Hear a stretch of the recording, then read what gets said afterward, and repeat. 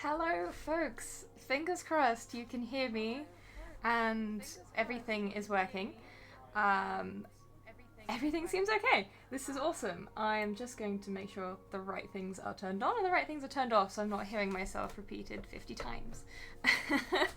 But yeah, it's been a very long time since I've done this. Oh yeah, so he wasn't here last time I did this. This is Kiba. Yeah, Kiba, we love to hear your voice, except, yeah, you can just sit there and bark, because that's not going to be conducive to the stream. Anyway, there's Kiba. He's keeping us company. Kiba, we can't do this all evening. And he thinks we can. Alright, well, he'll get bored eventually. Anyway, it's good to do this again. Yeah, so as you can see, I have a few things, but I always have many things I'm working on at any one time.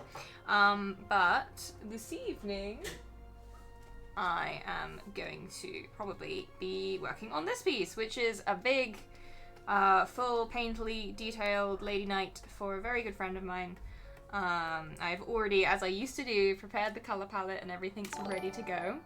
So that's probably what we're going to work on today. If I get bored or need a change of scenery, I'm also working on this lovely fella who is actually half done. And I don't often get to paint dwarves, so this one's been a lot of fun to work on recently.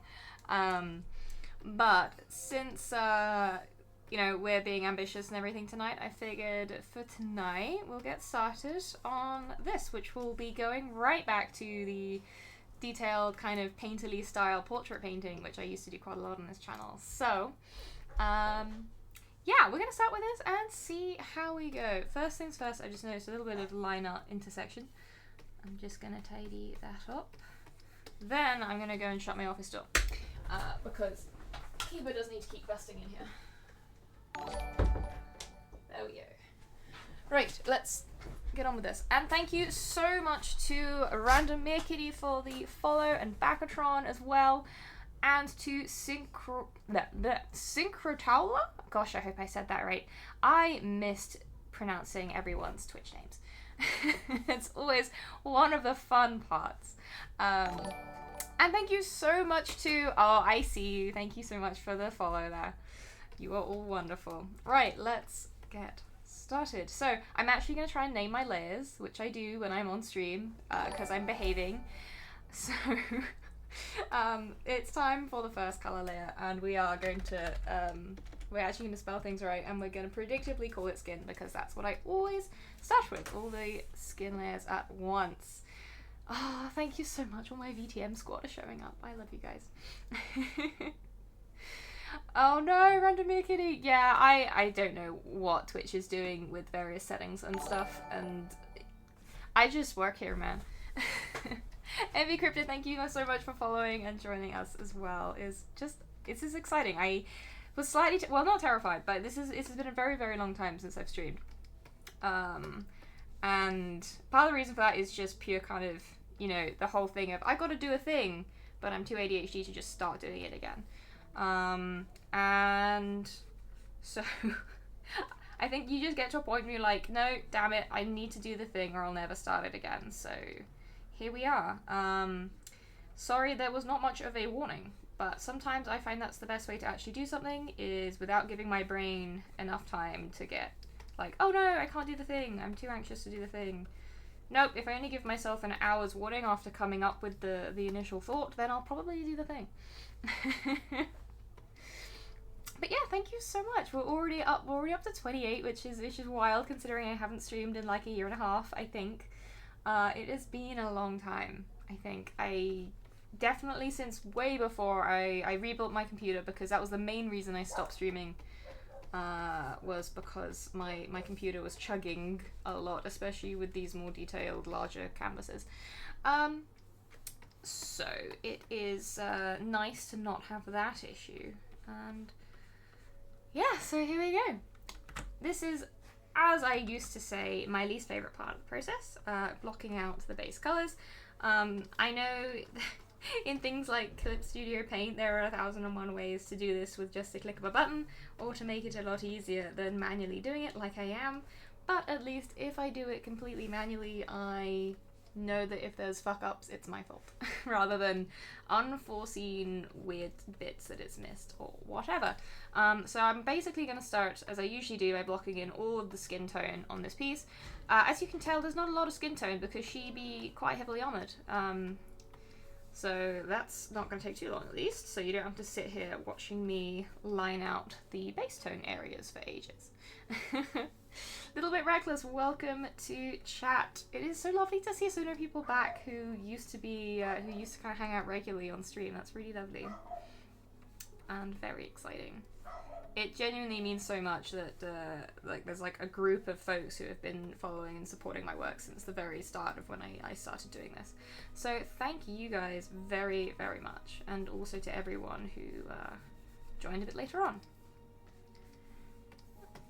And by the way, if the music is too quiet and you can barely hear it, let me know and I will fiddle with some audio settings. But thankfully, almost everything was pretty much the same from when I last did it, so I haven't had to set too much up again, which is nice. And then we just have to go around and get rid of all of these little bits, which is boring, but you know, gotta do it. Then we can start the fun part, or the terrifying part, depending on how you're looking at it, because painting these particular style portraits these are the challenging ones, which is of course why I decided to do it on my first stream back, like a really smart cookie. Okay, making sure this is the most important. If you're here for art tips, I suppose I should give some of those, and this is the one I always used to give in the past, which is one of the most important brush settings. I just use standard brushes for almost everything I do. This is literally just a standard hard round brush. The only thing I have changed is I use the transfer setting, which is always tied to pen pressure. And when I'm actually painting, I will make sure that is turned down to minimum. This basically means that I can tie the opacity of the brush stroke to how hard I am pressing into the tablet, which is how you get the nice blends and that kind of painterly style going on. Oh, Backatron, you're so kind. How long have I been doing it? That is a very good question. A long time. I have basically always been drawing or doodling. In terms of when did I start doing it in a serious capacity and deciding, hey, maybe I should make my life all about this, that'd be great, was probably when I was like 14, 15 and you was doing your GCSEs and everyone's telling you need to have your life figured out. So for me it was like, do I go down the route of astrophysics or concept art for video games and movies? And I was 15, so the latter kind of won out in the end, as it does. But I still really like physics. That was like my other big thing. Right, I'm just gonna get my ref images up on my other screen so I have them to peek at because references are big and clever. There we go. Also, we should still have the custom emotes in chat. I can't remember what their tags were, but they're in there somewhere. Alright, so when I am blocking out a portrait, the first thing I get started with is the sort of the shadow and the blush that comes under the cheekbones. My face is lit very weirdly by my camera, so yeah, they're not really showing up. But just trust me. So, that tends to be a slightly more saturated pinky tone. So what we're doing is we're grabbing that, we're just using a really huge brush with that transfer setting on, so we can paint. Oops, I just forgot the first thing I need to do. Hit this little toggle up here. This will make sure we don't paint outside the boundaries of what we've already established. Hey Elaran, welcome back. It has been a long time, hasn't it? Right, so we are starting by just very gently bringing this kind of blushy colour underneath the cheekbone, like so. Making sure it's really soft, and we can do it on the other side as well. This is just going to start the very first step of starting to build up some 3D-ness, which isn't a word, but it is now. And then, because if you're familiar with watching me paint, you'll know this is what you'll probably be watching for a lot of the time. Blending it in. And again, I'm not using any blend settings or tools for this. This is literally just all about how softly or how hard you are basically pressing the pen into the tablet, rather than using any settings, because Photoshop does have some blending settings. I personally highly dislike them, so I don't use them. I just do it all using, I don't know, I guess touch? by just varying pen pressure, I guess. And just each time we add a slightly darker hue, just blending it in. There's a lot of toing and froing between eyedropper tool and paint tool, but that's just sort of, and there's definitely quicker ways to do this, but at this point it's just sort of my workflow. Cool, so we have a little bit of tone coming in there, and now what I kind of want to do is bring this darker shade down along the jaw. Now, something you tend to find, and this is a dumb color theory thing, which doesn't always apply, but if you're painting a fairly neutral light, in fairly neutral lighting, something you'll often find about faces is you kind of, nope, turning the head wrong way, match the lady in the picture. As you're kind of coming down here, coming lower with the jaw, colors tend to get a little bit desaturated. And this also depends on your light source, but in this case we are bringing this far more desaturated tone down through her jaw, like so. And I'll just let that kind of go over onto the neck. We'll do the neck separately later, so it's not very important. And this is all, like, as soon as I'm done putting down all these base colors, I inevitably go back in and mess with a lot of settings, things like saturation. I will shift the colors all over the place. I do a lot of experimentation and tweaking once I've painted in the forms. And that's just sort of the way it is. Right, so we have that slightly darker tone in there now. I'm gonna go back in with the slightly more saturated one. And I almost want like a bridge between the two, so I'm just gonna eyedrop that color there. And we're gonna use that to sort of fill in and extend that shadow up just a wee bit.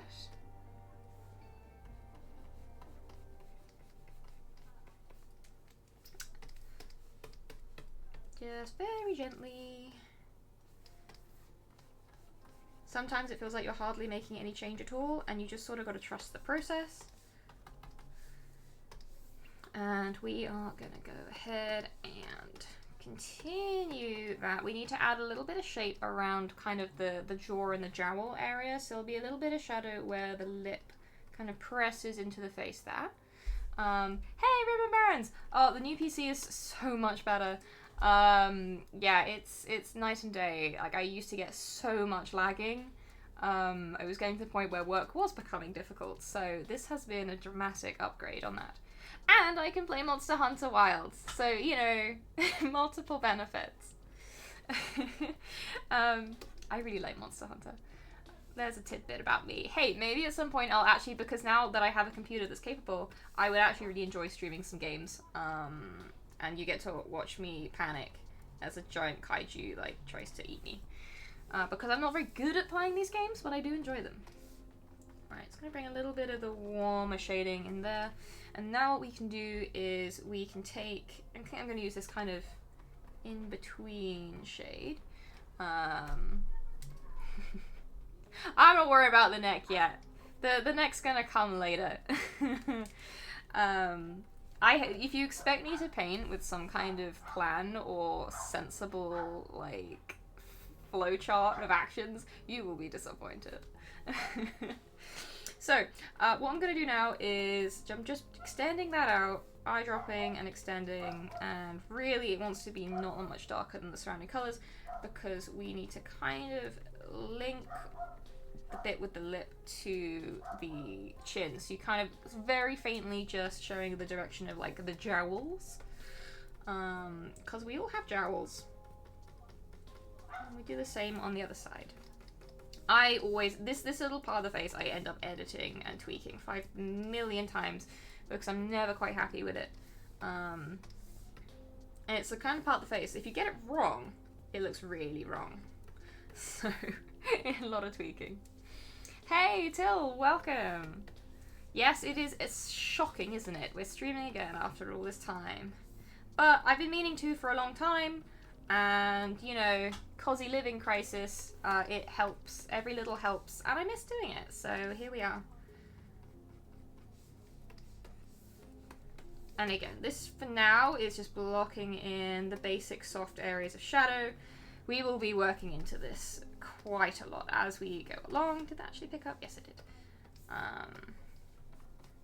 So working back in here with the chin because we've got a little bit more shadow. I'm just checking out the reference pic I have. And then blending, blending, blending.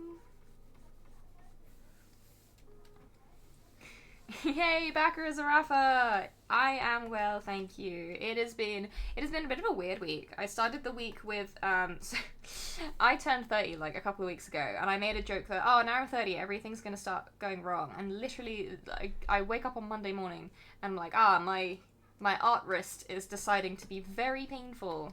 So I went and got myself some wrist braces, and now I'm just praying to the art gods that everything is cool. Right. Anyway, enough of that because we don't think about anything that's mildly concerning. We will continue with. I think we'll do the corner of the mouth. So based on the references I have, there's not much coming down here from the corner of the mouth, but you usually have a little bit of a dimple and a little bit of shaping in the skin around it. So we're just gonna very, very gently mark that in. And then, as usual, chase it back again, so it's not too unsubtle. Is that a word? It is now. Need to give the art gods a sacrifice, right? Yeah, I just want to find a suitable sacrifice.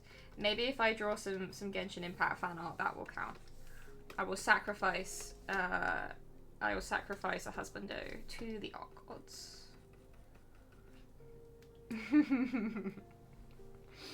Oh, don't worry, my eyes are horrendous. So I am.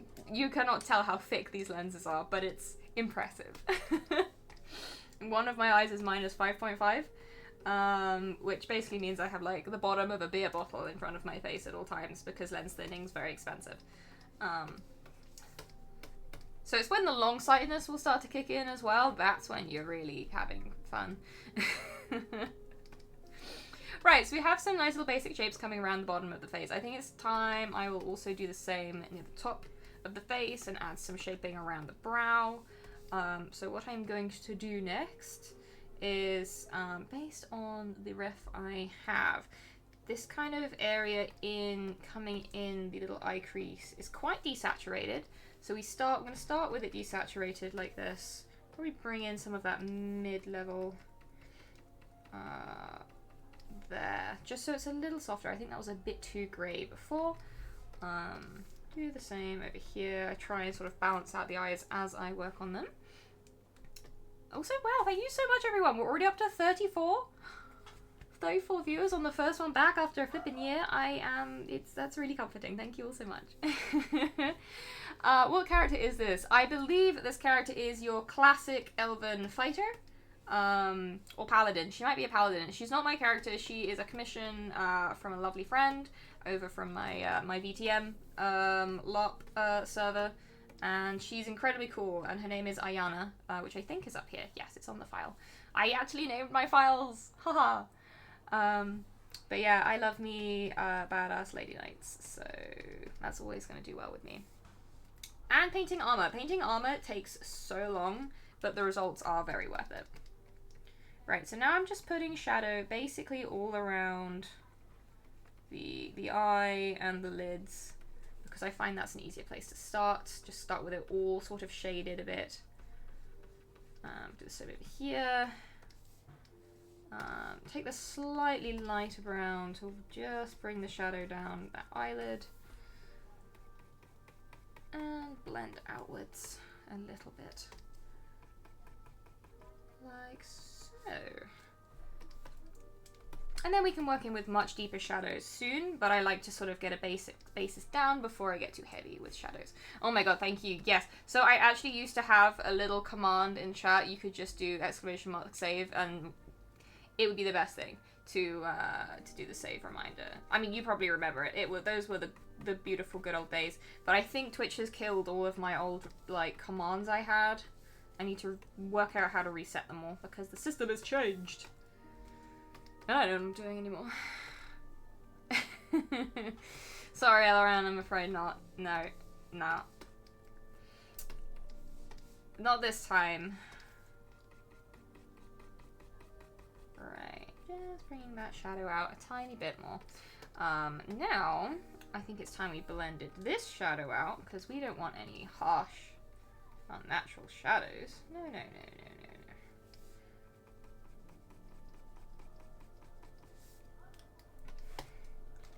And we'll do the same over here, although what we're going to do is actually bring in some of this pink because this side of the face is very slightly more shadowed than the right-hand side.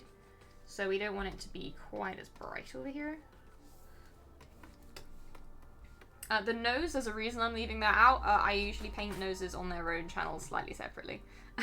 So, yeah, we will cross that bridge when we get to it. For now, let us work in some highlights. So, grabbing my palette back again. We are having a bit of desaturated highlight coming in around the temples up here. Just where the colours get a bit cooler. And as always, making sure that's nicely blended in with the surroundings. Whoops. Sometimes you can find it's good to have a bit of shadow up here as well. I'm just checking the reference. Does she have a little bit? Just there. Yeah, that'll do. That'll do. Just gonna brighten that up a tiny bit, and then following like the curves of the face, trying to avoid straight lines where we can. Am I settled into the new place now? No, but we had our offer accepted. We are now in the wonderful period of waiting. So we're waiting for the seller of the house that we're going for to sort out their side of things, at which point we can kind of move forward, doing surveyors and all that jazz. But we don't want to start spending money until we've had confirmation. It's the classic rigmarole. So the waiting game begins. But we should be settled in a new place by late autumn, I suppose. That's the hope anyway. Right, nice brighter highlight. We're going to take this up here onto the brow. You kind of see this is already much lighter than the surrounding skin tone.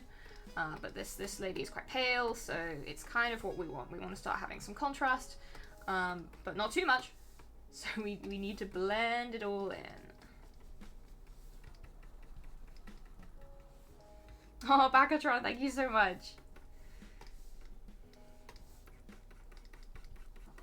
Yeah, this is how the process begins, and I always start with the portrait because the portrait is the focal point and also the most challenging part of the image, because painting a convincing human face is much harder to do than basically anything else because it's the thing we're so used to looking at day after day, so it's the hardest to sort of trick the brain into accepting, if that makes sense, especially if you're painting in a sort of hyper-real fashion.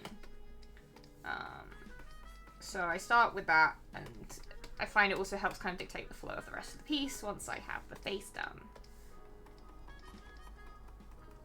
And now we have just the most glowing, bright forehead you've ever seen in your life. So we will, we'll balance that out as we go along. So next, we're going to have a little bit of tone shift. In that as we move over to the left, because we've got this greenish coloured background, we're going to get slightly more green tones coming through on this left-hand side. So we're just sort of shifting the colour palette a tiny bit from right to left, as you can kind of see. Now we can start kind of getting in a bit more of the actual detailed shaping of the face. So in this case, you often find that this sort of blushy, slightly shadowed section wraps around the bottom of the cheek and up towards the nose, like so. you have to try and, depending on the effect you want, you really want to try and be subtle with it, which is why as you can tell, I'm barely putting any paint on the canvas, metaphorically, because neither of those things are real. But yeah, it's all about, I mean, this particular style anyway is all about hardly touching the screen with the pen, to get those nice soft gradients in tone. Hey, demigod, yeah, neither can I. Because when I get to that point, it means I'm done. Right, we do want to bring in some of these highlights. So, looking at my reference, the most important highlight as we move down, keeping in mind the shape of where the light's going to be hitting, is on the top of the cheek. We are going to get some wrapping around the eyelid, moving up just a bit and blending in. So that's one basic zone. Then we're also going to get some here on this side of the lip, like so. And that will also blend in nicely. And finally, we're going to get it on the chin. In particular, it's going to chase back that shadow a little bit and then blend downwards. So you can kind of see these are our rough, kind of lightest areas. And then, obviously, like before, we need to blend those in. This one in particular can be chased down a little because we've got quite a bit of surface area there to cover. And then continuing to kind of eye drop as you blend, just to make that graduation really soft. And if you zoom in as tight as we're doing now, you can kind of see all the brush marks and where the blends are. But when you zoom out to see the pieces, as you will on a kind of this kind of scale, then it's a lot softer. Thank you so much, Griffin's Treehouse, for the follow. It is lovely to have you here. And yeah, we're just going to continue blending this all in. In particular, the chin's not going to be quite as bright as it starts out being because it is a lower point on the face, so it will even out a little.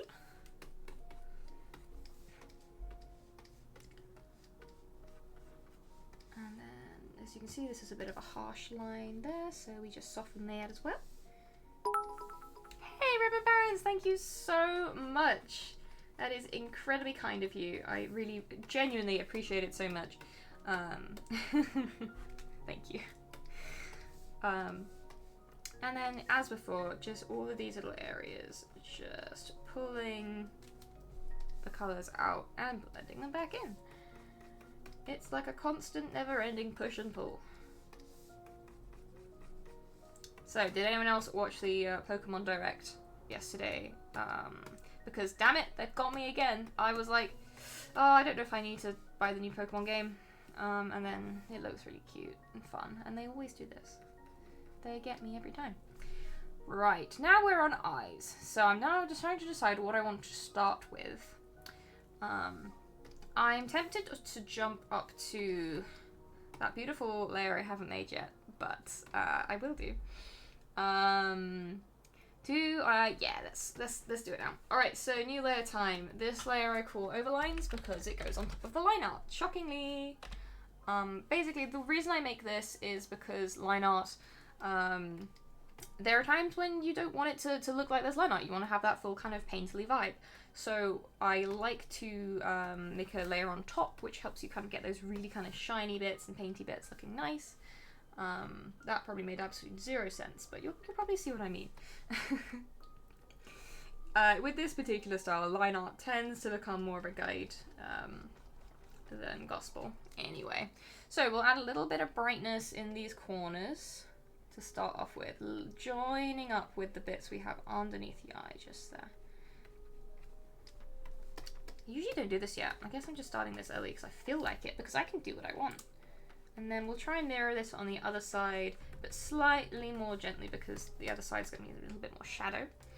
Hey, Sansi Sentinel! Yes, it is going well. Streaming was a complete whim and impulse choice. I'm glad I did it because that's the way to make sure I actually do things, is just if I have a whim, I follow it before I double think myself. Right, we're going to grab the pinky colour here, because we need to add a little bit of definition around the lips and below the nose. I won't be doing too much here now because most of this will be on the nose layer, because I like to paint the nose separately because noses are really hard to paint. And that way, if I hate it, I can start again. and mess with it and all that fun stuff. So a little bit of desaturation there. That'll start to make a lot more sense as we start to put in more of the details. Oh my god, already up to 39 viewers. Thank you all so much. This is really exciting. And I'll remember to stay hydrated with lots of Pepsi Max. Okay, so I'm liking where this is going. We've got the nice kind of initial kind of 3D shapes of the face coming together. I'm going to just pop a little bit more blending here and there just to soften. Sometimes I can hardly even see what difference it's making. I just sort of have to trust in my power. Right, and I think it's time to bring in a bit more shadow. So we're going to grab this darker brown and just start to bring in a little bit more contrast here, there, and everywhere.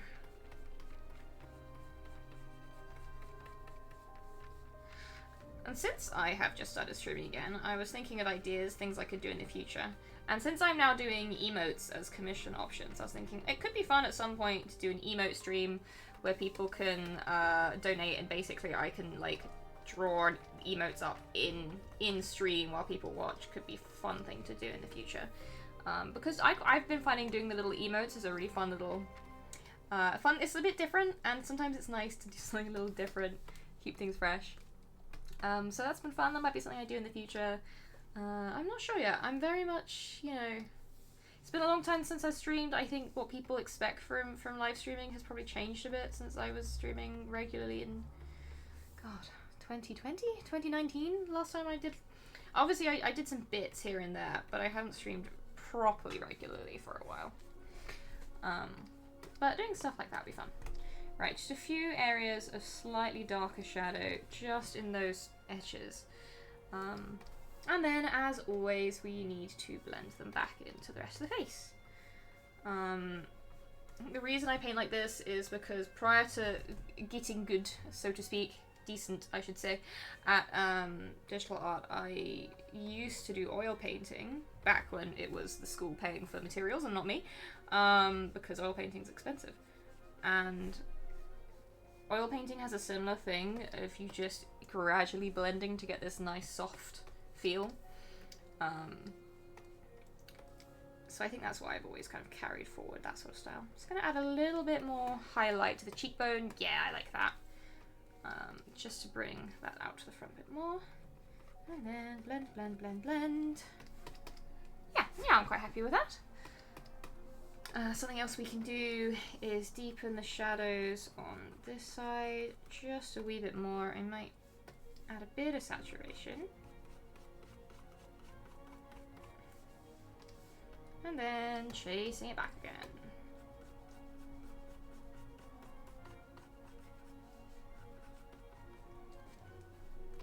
It's actually quite useful sometimes because I can look up at the screen on the stream and kind of get another perspective, which if you've done much painting is always very useful. Right, so we want that kind of slightly desaturated vibe again, because we need to deepen the shadows in this portion just a little. And then it blends with a slightly more saturated paint from above. Nice, yeah, I'm quite pleased with that. And then blending into the chin. Right, yeah, I am quite happy with this as ongoing the main face. So I think the next thing I want to do is work on the nose and the lips.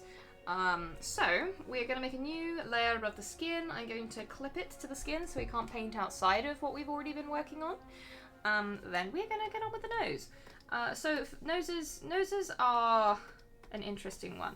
I've done lots of different approaches to painting noses over the years, but this is one I find works quite well for me. And that is to start with a base that is slightly darker and slightly more saturated than the surrounding face. So it looks, I call it the Animal Crossing method. And if you've played Animal Crossing, you'll know that, not necessarily these days because you can switch up the facial features on your character, but it used to be that your Animal Crossing character always had this pink triangle for a nose. And it was like much redder and pinker than the rest of the face. So I call this the Animal Crossing method, because it's just, this reminds me of making Animal Crossing, of having your Animal Crossing character with their cute little triangle face. Yes, Elleran, I promise you there will be a shinies layer. It will probably appear when I do the shiny bits on the eyes, because that's usually when the shinies come in. Right, so once you have the base down for the nose, you can start kind of working in some shape. So once again, I'm going to go for that kind of more saturated, rich sort of pinky skin tone. Nice small brush. And again, as I've been working through this process, I have not changed up my brush settings. This is the same hard round soft brush with the transfer setting turned on as all the time. I'm just going to take that down a tiny bit, yeah. And then I basically start by just going around the base of the nose and the little triangle of shadow it creates. Like so. And that's kind of the first step. Once I have that, I can start to dig in with a bit more detail, but it's good to sort of get your basic shadows done. So the next thing I tend to do is take kind of the edge of it, so eyedropping between these two colours a little bit. Actually, that didn't feel... Yeah, it's a little bit lighter. Big brush. Not that big, though. Because you need to put in the little crease of the nose, which in this case is about here. And I do this very, very, very, very softly, because this shadow is very soft in real life. Don't know, my lighting, again, is weird. It's kind of like that. It's hard to sort of demonstrate. But I guess I'm sort of demonstrating it as I paint, I guess. Anyway, so you put in that soft little nose crease there, and sometimes, depending on the shape of the nose, in this case, this is a slightly sort of Grecian, very elegant, kind of straighter nose. You have this shadow meeting up with that sometimes there, which then needs to blend in here, and you end up with quite a nice graduation down the nose like that. And once you've put that in, it's time to start softening some of these other shadows and adding a bit of light back in. So I'm actually going to add a bit more saturation in the middle of the shadow, like so. And then eyedrop tool kind of part way between, so you can very softly start to blend some of this up and around, like so. So it's a little bit less of a harsh line. Awesome. So now let's bring some light back. And now my nose is really itchy. I don't know if it's because I'm painting noses, but it's driving me mad. Ugh. Okay, and I'm actually gonna jump right up to the overlines to do this, because the more I've painted, the more I've actually come to, when I'm doing this style, I will just paint on top of the line art, because at this stage we don't need it as much. So nice highlight going down the front of the nose here, petering out a little as you get towards the bottom, just a bit, but blending nonetheless, because blending is king. Then the little what I call, like, do I call this anything? I think I used to call this the diamond method. Is the little highlight on the nose tip, kind of forming that with a little diamond. And then blending it in a bit, because this is a more realistic style, so there's not like an actual just diamond hanging out on the tip of the nose, but it is where the brightest highlight is. And then you can kind of mess around with stuff, like, for example, I'm gonna bring the bottom up a little. This is why we paint on top of the line art, so we're not sort of restrained by where the line art is. And we can do the same, bringing the shadow up to kind of change the angle of things. We can even eyedrop right through the line art itself to sort of bring the line art back. And yeah, that's kind of where we're going with that. And then just sort of blending up into that highlight. And finally, just a little bit of highlight on the... I've forgotten the technical term for that part of the nose. I want to call it the nose lobe, but that is not, in fact, what it's called at all. Definitely not what it's called. And tidying up whenever we make a bit of a mistake or a mess. There we go. Right, so we need to put some detail on the underside of the nose as well, which is going to mean grabbing a much darker colour. We don't quite have one pre-prepared in the palette, so I'm just going to sort of take a wild stab in the dark. You'll probably go down into the more kind of bluish red with this, because this is quite a deep shadow inside quite a fleshy part of the body, so it tends to be a little bit more saturated. So just following around the shape of the nostril. Honestly, nostrils are a pain in the butt. I hate painting nostrils. a specific distaste, perhaps, but there we are. I'm allowed to dislike things.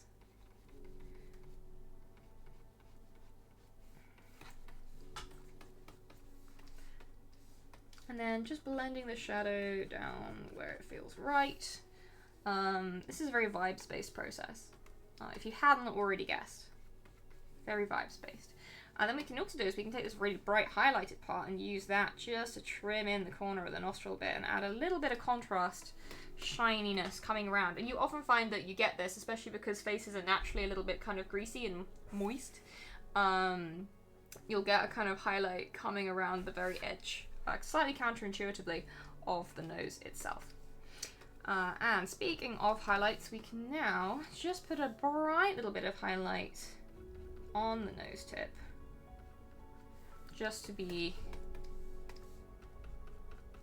just a little specular point of light there, and just bring a little bit of, I sometimes like a harsh edge on my highlights, just to kind of add a little bit of stylization sometimes, so we'll see if we go for that. Human horn, yeah, that sounds accurate. Right, so now for the lips. Let's do the lips next. We're going to do those on the nose layer too, and you can kind of see the nose layer is kind of not obsolete, it's still there. Also, I've just realized I want to tidy up here, and also the line of the nose here, this doesn't need to be quite so dark, so I'm actually painting over the line art to kind of soften that a little bit now, because it doesn't need to be so harsh.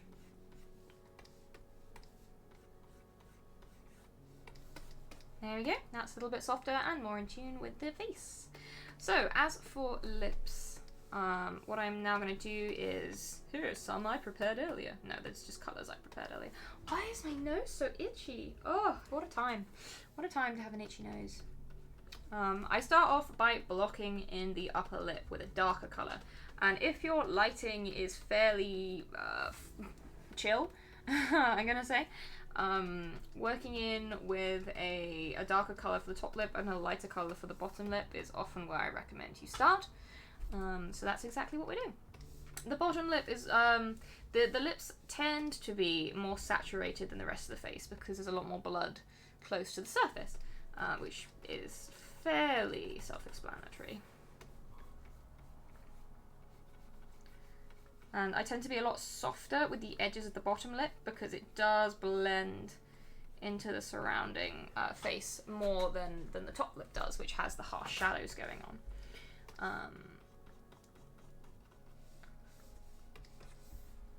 Yeah, okay, I'm quite pleased with that. So once you've got those colours blocked in, it is time to start shading and adding a bit of depth to them.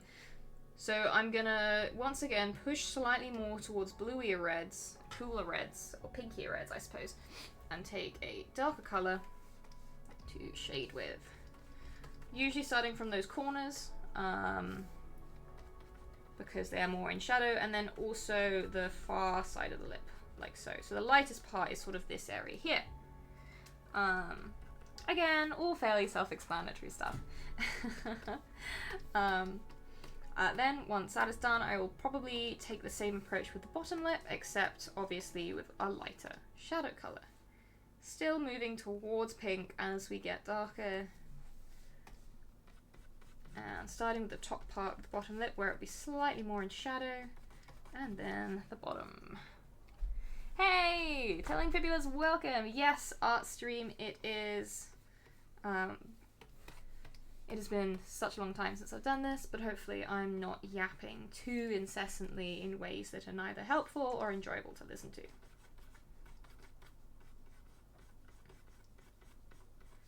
But I figured this was a much more productive use of my evening than being sucked back into The Sims 4. which is much less rewarding overall. So I'm actually going to blend in those edges of the lip a little bit because she's not wearing makeup, so her lip color is going to be fairly soft here. On the other hand, we do still want there to be enough definition, so I'm actually going to bring that shadow out a little bit. Yeah, I like that. So that shadow's going to come out a little bit, and we are going to work in a little bit darker on this side of the lip here. As always, blending, blending, blending, blending back in at all times.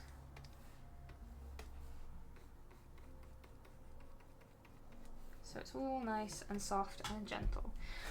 And I think something I want to do now as well while we're here is the inside of the mouth.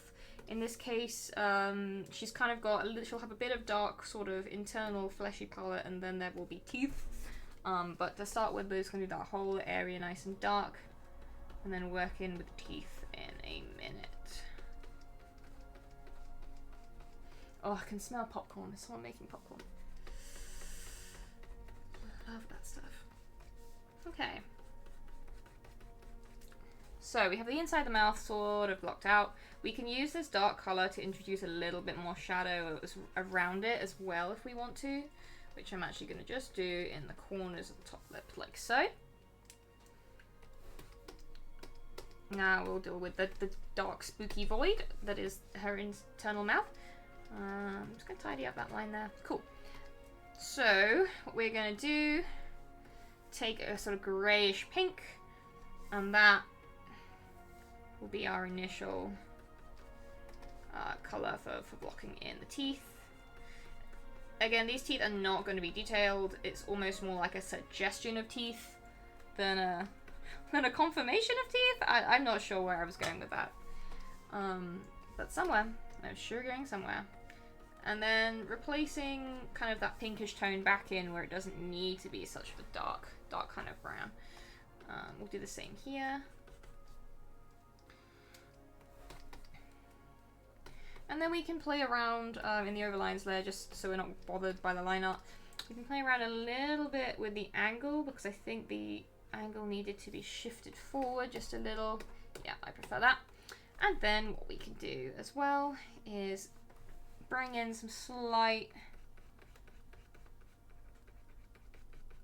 lighter highlights just to kind of suggest like the shape of teeth and also that they're not quite so deeply in shadow. That being said, I am now going to put some shadows back in, just on that top bit there. Nice. Okay, cool. I'm happy with that. So what I'm going to do next is actually, since I'm in this locale, I'm just going to put a little bit of shade in the corner of these lips. So I'm here. I was going to do it anyway. Wonderful. So I'm quite happy with those lips. I might just add a little bit more to them since I'm here. I brush nice and small just to soften these shapes a tiny bit.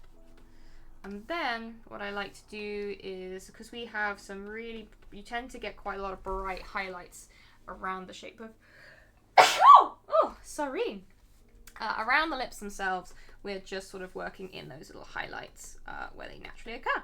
Oh, Bakatron, thank you so much.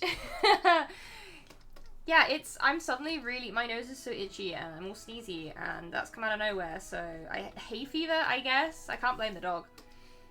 All right, cool. So there we have lips and a nose looking cute. And that's coming in at 50 minutes. So that's been a very productive 50 minutes. Now we just have to apply that to the entire piece. Alright, so the next thing we're going to do is get back on the eyes. It's time to start working on some details.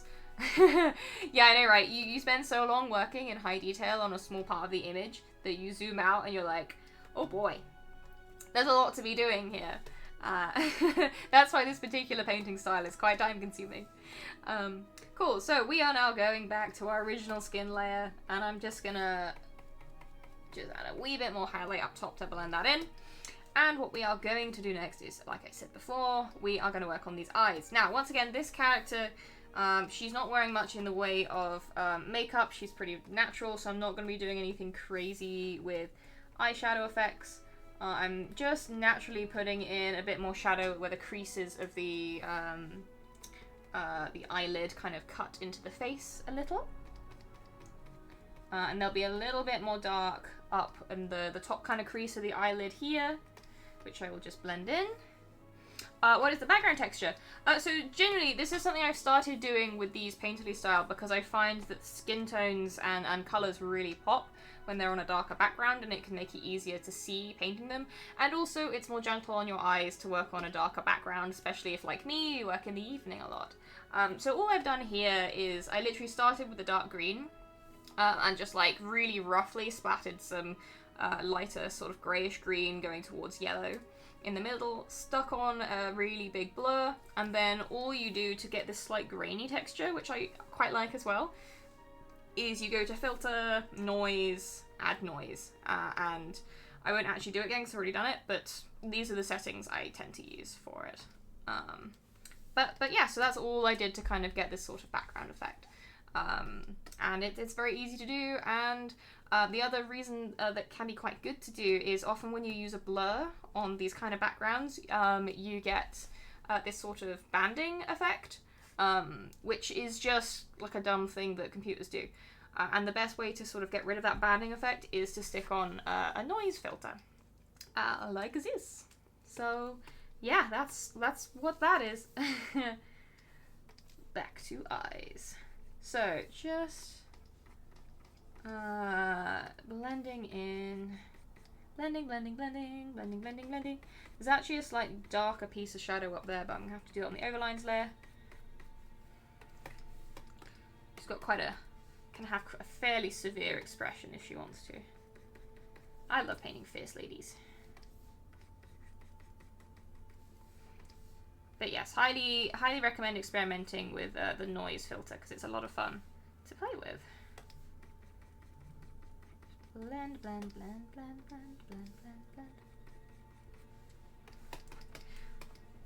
Alright, yeah, that'll do for that. Then I'm going to just go ahead and bring the same bit of dark to the other eye. We'll use a size 6.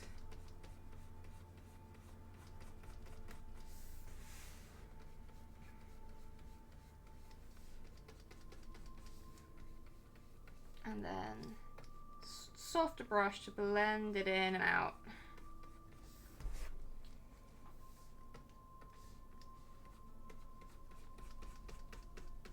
And a slightly deeper shadow, just in the little crease where the brow comes down. And we'll fill it in there as well.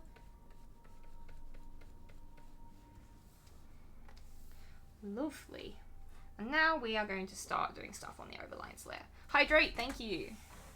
See, this is why I need you guys while I'm working. I'm also going to hit save so we don't crash and lose everything. Because whilst I don't get as many crashes as I used to, I do still get them.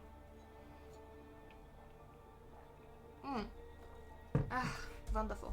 Right, so now we are on the overlines layer, we can really start to have some fun. So I'm going to bring some of these pinky colors back, especially underneath the eyelid here, because you tend to get quite a lot of warmer tones under that. When you're getting art streams with Kiba, well, Kiba was here at the start. He sat and he barked a bit, and he told everyone he was here and he is Kiba. And then he got locked downstairs by my partner, so he wouldn't just keep barking. But if I stream later in the evenings, which I might end up doing at some point, he tends to be a lot more snoozy. He's just a very hyperactive little boy.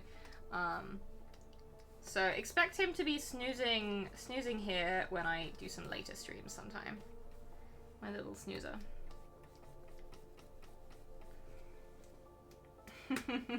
I can't look. He's his own man. Kiba goes where he wills. I knew this would happen. I knew shutting him downstairs would be a terrible idea. I know Kiba's the real reason you're all here.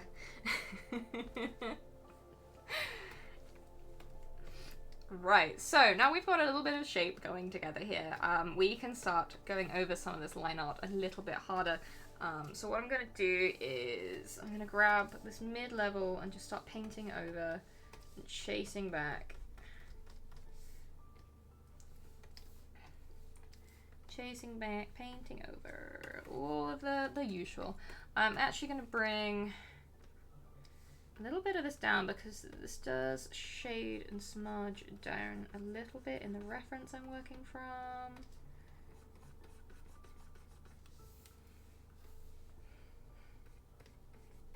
Just getting fairly natural but a little bit smoky because, you know, Elf Lady's got to have a bit of edgy mystery going on. And then I also want to put in some of this light because we didn't do a huge amount of highlighting over here, but there'll still be a little bit just coming down from the corner of the eye there. Lovely. Okay, now let's work back in the eyelids. I'm going to grab a very dark tone from down here, so we're not introducing too many brand new colours. And I'm going to start popping back in her eyelashes. And I'm going to do this with a size 5, I think. And again, it's not like you've got to draw every single lash. Usually it's just sort of drawing the shape and the suggestion of the lashes that's more important.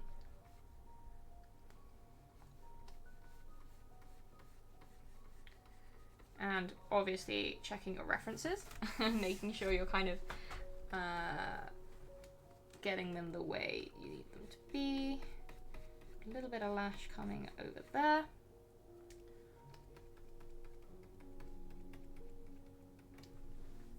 But yeah, I haven't actually asked yet. How is everyone? I haven't literally spoken to you in forever. How are people doing? It has been a very long time and things are pretty intense and pretty tough around. That's one of the reasons it's taken me so long to stream again, because mental, emotional energy and all that is in, you know, demand these days. Yeah, how are people? It's just nice to sort of hang out while I work again. I tend to kind of chat and body double with people a lot while I work, and that's kind of what this ends up being sometimes, which is very convenient and useful. Okay, so some of these lashes are a bit unbalanced.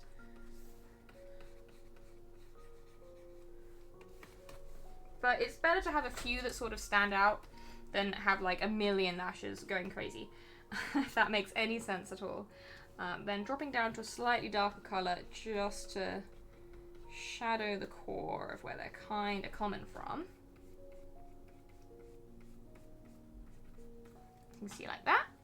And then we sort of have a few places where a little more detail is needed, especially you actually get like a little bit of light of like the kind of squidgy, fleshy bit between the eyelashes and the eye on the base here. You tend to get like a little bit of highlights just sort of inside there.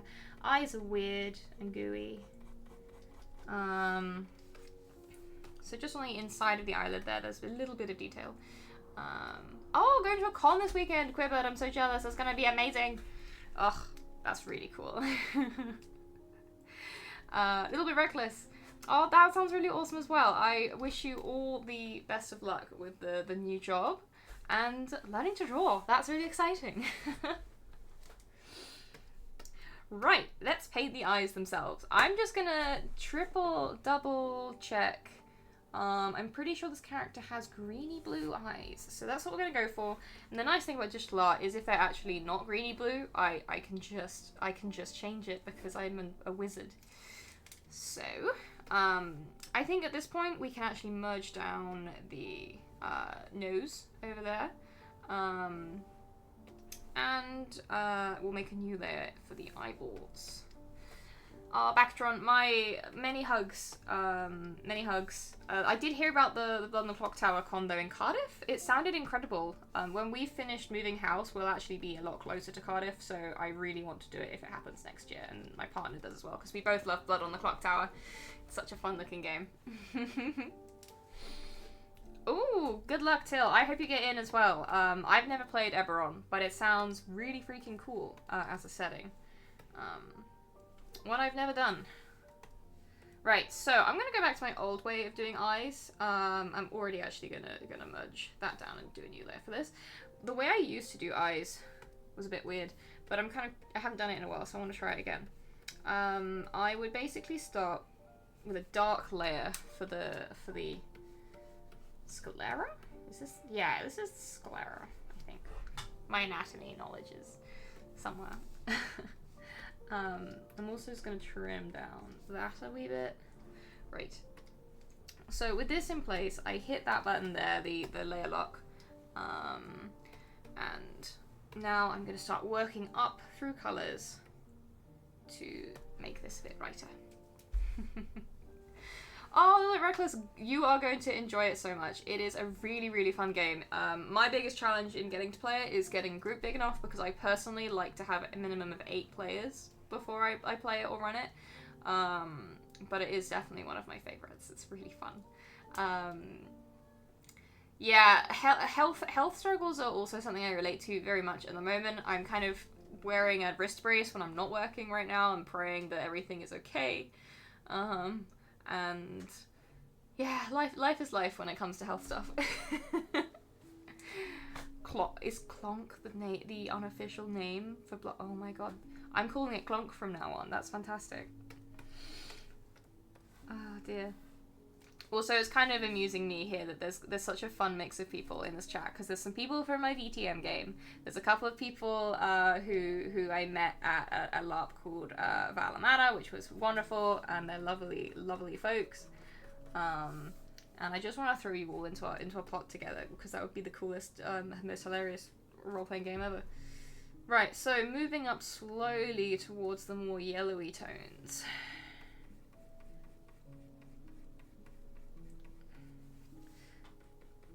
And very softly just adding more light to the eyes. And I think that's quite an appropriate tone. Yeah. Clonk. Clonk is such a good name. I need to play some more. My other problem is usually I work in the evenings, so I'll usually paint, I'll start around this time of the evening painting, and then I'll paint through till the wee hours of the morning, let's say. Which is, you know, this time of the evening is usually when people want to play their board games or their TTRPGs, so it doesn't matter so much when I'm playing D&D, because I'm often, like, drawing or painting at the same time while I'm on voice. But things like Clonk require a lot more concentration.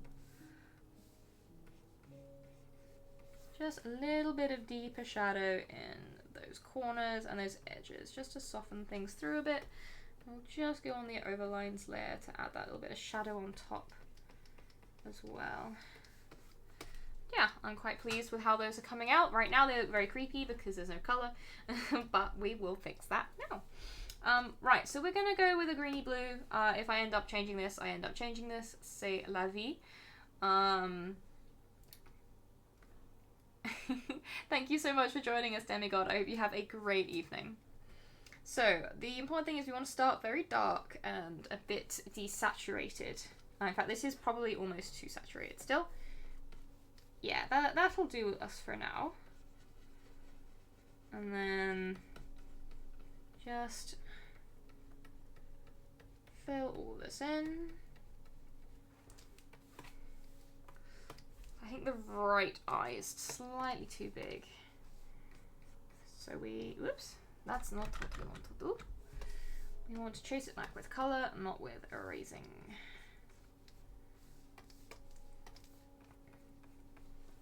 That should slightly more accurately mirror. I still almost want to move it over a little bit, but we can do that now in the overlines layer. Because, oops, what we are going to do is grab that darkest part of the lashes and use it to sort of slightly redefine the edges of the iris by moving it to the right just a bit. Then we can also fill in the dark, because the top part is going to be dark, like so, and shaded. And then with a smaller brush, we can sort of put in the pupil there in the middle. So with that done, we can now start to brighten it up and add a wee bit more color. So just moving up bit by bit.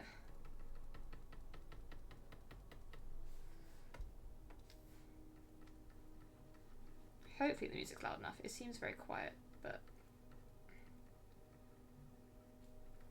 Just adding a little bit of colour in and brightness in, hardly touching the tablet with the pen.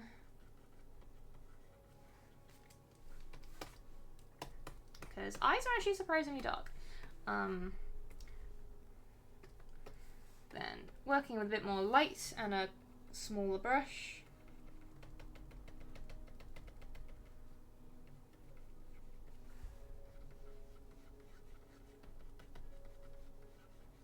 Like so. Getting a little bit lighter there. And Elaran, if you're still in chat, your favourite layer is coming up, so don't you go anywhere. Yes, this is a commission. This is actually a commission from a friend of mine in my local VTM game server. Well, actually, not from the server, but a private commission from someone who I know from that. And yeah, I do love me a fully armoured babe, so it's gonna be fun doing all that armour. Yay! No, it will be fun. It's just armor is a journey, a marathon in itself. So, with the eyes in like that, it's time for Elaran's favourite layer. It's the shinies layer. I can't call it anything different now. I will grab an almost white, because I never use full white or full black. And we will go ahead and just put a tiny specular highlight in. This bit's fun. I always sort of experiment with where I want to put these. But I think, actually that's a little anime. We'll keep the bottom part. I like the bottom. Maybe try a little bit lower down. How do I feel about that? That's better. Yeah, I think that's better. I might just try... What if it breaks up the corner of the iris? How's that? Oh, yeah, I think that's the one. I think that's the one, folks. Cool, so, with the eyes done, next thing to do is, obviously, the eyebrows. So that'll be what we do next. So, this character has lovely blonde hair, so she's going to have slightly darker blonde eyebrows, because that's the way she's rolling. Really, I could do the ear next, but I'm feeling like I want to do the eyebrows, so I'm going to do what I want to do. Right, this is the palette I roughly shook up for the hair, so I'm just going to use that for the brows. I tend to pre-prepare my colour palettes before I start painting because it's a process in itself. It takes a while and it's really boring because it's just me eyedropping references and twisting colours until I have what I want, and it's not particularly interesting to do on stream. So, we're just going to block in the base of these brows to start with. And then we can go in with a slightly darker, slightly more red as usual. By now you're probably getting quite familiar with the process. Welcome. You're going to be fluent in Rach painting speak soon enough. Just to put a slightly darker shadow on them. Lovely spiky eyebrows. Yeah, elves have the spikiest brows. Gotta be severe. Then grabbing a slightly lighter tone, and we're actually going to go up to the overlines layer for this. We are going to go ahead and actually start using the first brush that isn't just a standard Photoshop brush. Welcome to my favourite brush pack that is usually the only other brush pack I use when I'm painting. It's called the Lewin Fur Brushes pack, and I use this a lot for hair and fur and anything that's kind of fluffy and needs that kind of sharp point to it. If you just Google Lewin Fur Brushes, it'll come up. It's a fairly... I think it's still like one of the top Google search results. I think the artist who made them has a Gumroad, so you can kind of pay what you want. But I find them wonderful for doing this sort of thing. As you can already kind of see, it'll be a lot more obvious when we paint the hair. And painting hair is one of my favourite parts of the whole process, so I'm glad we should get onto that quite soon.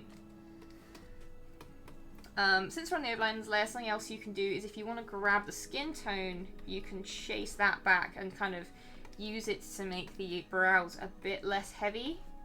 Just kind of cut into them like so. And it just makes them a little bit more lightweight.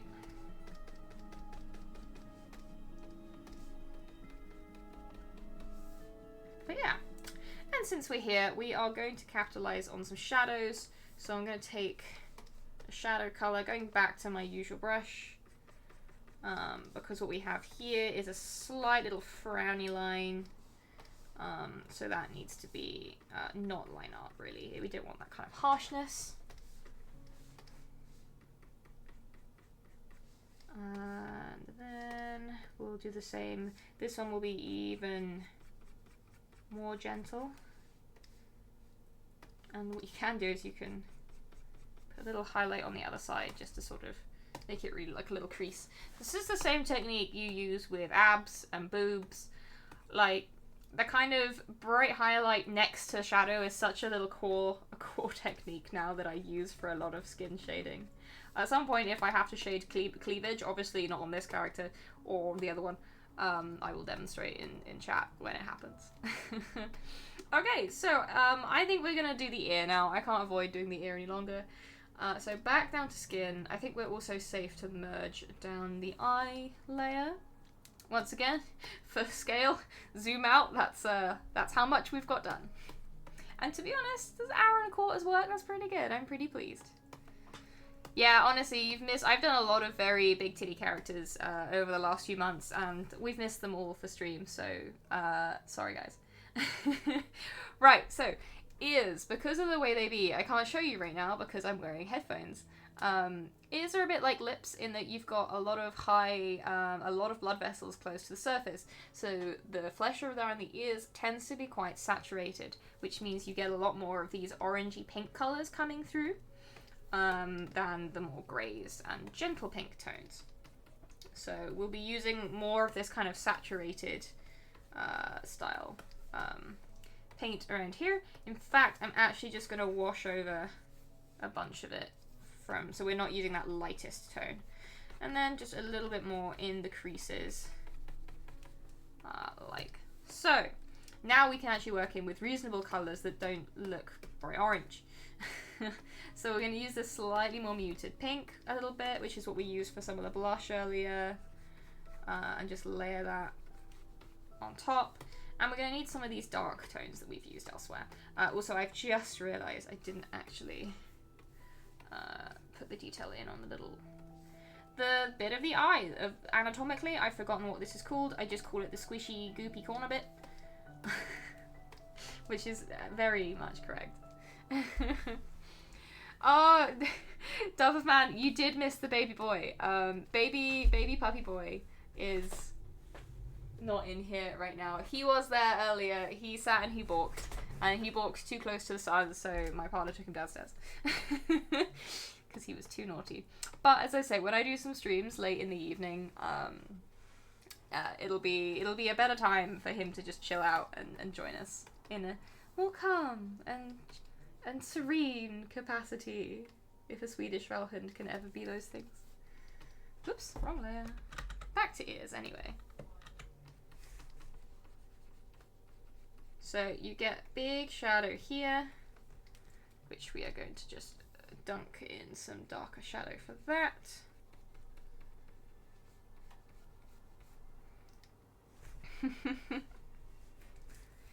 Right? I mean, you've got to. I mean, I used to be so serious about all my characters' armor has to be practical, can't have skin showing, and then I realized I'm actually playing a silly game for fun. And my characters are gonna look as ridiculous as I decide they have to look, because they are mine to dress how I please. So they gotta suffer my fashion sense. When am I gonna watch Best in Show? At some point, probably when I don't watch a lot of TV or stuff. You know this about me. I've only recently had time to watch the really, really good BL horror anime on Netflix. And that's a BL horror anime on Netflix, so, you know, it's got me. Highly recommend Summer Hikaru Died to anyone looking for something to watch. Really fun, really, really spoopy. Okay, let's just bring in a little shading down here.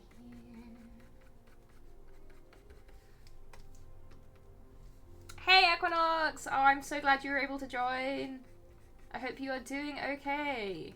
I am so glad this heatwave passed. I definitely couldn't have streamed while we still had the heatwave here in the UK. I'm a baby when it comes to heat. I hate it. Am I excited for the next season Into the Vampire? Thanks, Dove. So here's the really shameful thing. I actually haven't watched the first 2 seasons. Right. This is deep shame. Like I say, I don't watch a lot of TV. And I know I'd enjoy it. I just haven't got around to watching it because the main time I watch stuff is when I eat dinner. So I sit down for like 20 minutes to eat, and then I'm done. And yeah, it's sad. It's sad but true. But it's one of those things I'll probably watch eventually, right? Because it's very up my alley. 101 Fahrenheit. What is that what's that in centigrade? I'm that terrible British person who cannot convert or forgets how. I know there's an easy way to remember it, but that has escaped my memory right now while I'm painting ear flesh.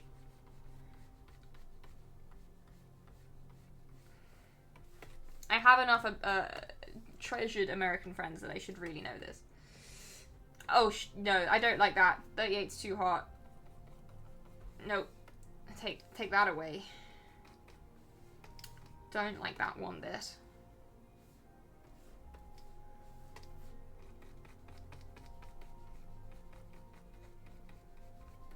I went to my local VTM LARP last weekend, and that was 33, and that was way too much already. That was more than enough for me.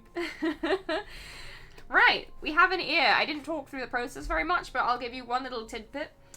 When you have like the flat bit, that often has light shining through, up your saturation on what color you use for that, because you get more the idea that light is coming through flesh with blood vessels and kind of volume to it, and it makes it look nice.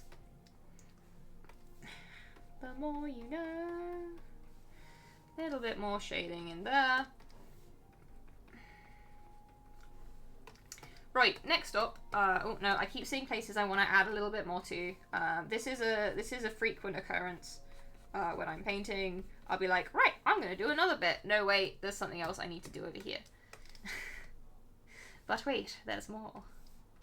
I also want to just bring a bit of light up the jawline a bit, and then use this color a wee bit around here. There we go. That'll do for now. We'll probably work back into that little crease with the ear shortly. Hey Equinox! Oh, that's awesome to hear. I definitely want to do more emote commissions. I have really enjoyed the ones I've had so far. So if you would like an emote made by me, please feel free to pop me a message or an email. They're very quick, so I'm kind of doing them alongside my other commissions because they're quite a nice palette cleanser. But yeah, just drop me a message. They're usually like 25 quid, but if it's a complex character, they might be 30. Or very potentially 35 if they're like a weird animal or something. But yeah, if that's something you're interested in, please just give me a buzz over some platform. I'm on many of them. So it's probably a good midpoint of the stream to start drop a few links in chat because you're all here and I love you very much. Especially because since last time I streamed, I am now also present on Blue Sky, which I think a lot of people use now over Twitter. I won't say X. Twitter, X, whatever you want to call it. I am painting on the palette layer, you're quite right. Well picked up. I won't say I did that intentionally because I didn't. So yes, I will fix that in a bit. But yes, so if you want to give me a follow and keep up with the stuff I'm doing, if you're not already familiar with my work, I'm on Blue Sky now. Right, I still call it Twitter all the time. Blue Sky, I post like most stuff that I do, and I put more kind of sketchy stuff on there. I still post to Twitter a lot. I tend to only post finished work on Twitter because the algorithm's weird and punishes you for anything these days. But I am very much still there, so here is my Twitter. And if you like the work I'm doing and you'd like to support me, but you can't necessarily do, you know, commissions, it isn't the right time for that right now, please consider either following me, subscribing on Twitch, because that makes a massive difference, and I appreciate it so much in these days of much AI art. It's sad. Or another way you can support me in a really big way is on Patreon. I have a Patreon. And there are various rewards on there. I tend to post some stuff on there that doesn't get seen anywhere else. So consider that if you'd like to show some support my way. For now, let's shade a throat. So, for her neck, I'm just going to bring my reference images back up because I've lost them. Boop, boop, boop, boop, boop. There we go. Okay, so, reference image time, and painting neck. So, the neck tends to be quite a lot more in shadow than the face. This is fairly obvious. Anyone could have told you that. So, we're just going to start by whacking on fairly big area of shadow. And then we are basically going to vary the tone and cut into it. So you tend to have a bit more saturation. We've got a bit more saturation coming down here. Again, you can't see my references, so you just gotta trust me. Hydration is important.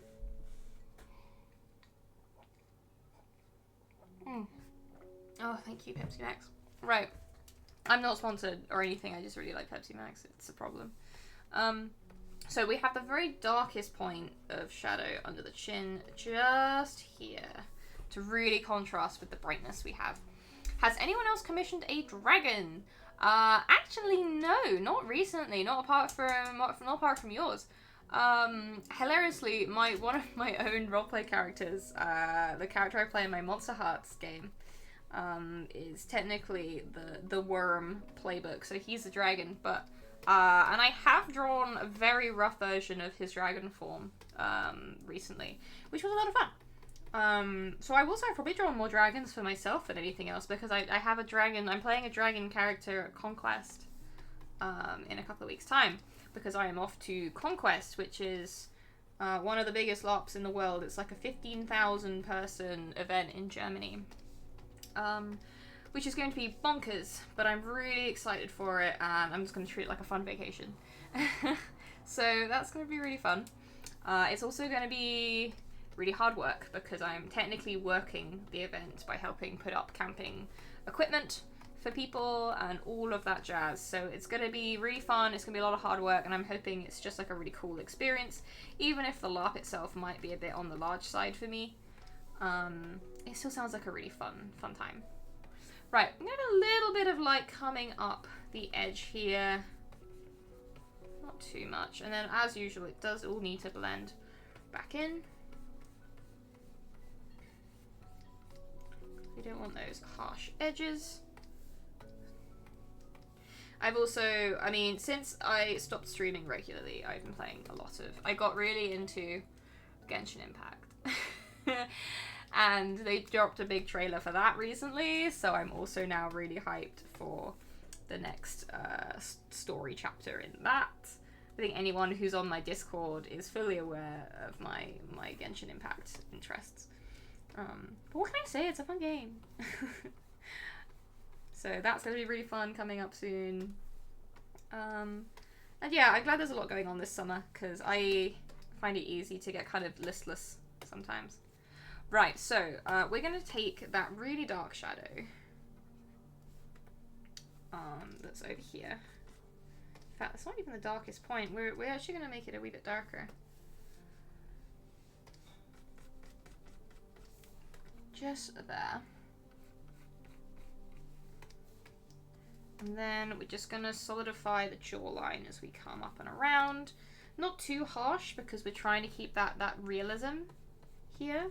And you sort of lose that realism the moment you're using very harsh lines. So in places, we might even soften it a little bit, such as that. And then a little bit more work just on the jaw here. But yeah, I'm quite pleased with that. And one last thing I'm going to do is, I might as well just do it on this layer, is a last bit of just shadow bordering around where the armor is coming up. Yeah, well, look, Genshin is one of those games which is very visually satisfying, so I'm actually trying to decide, because this year I would really like to attend a few conventions, and really just buck up the courage to do cons as an artist.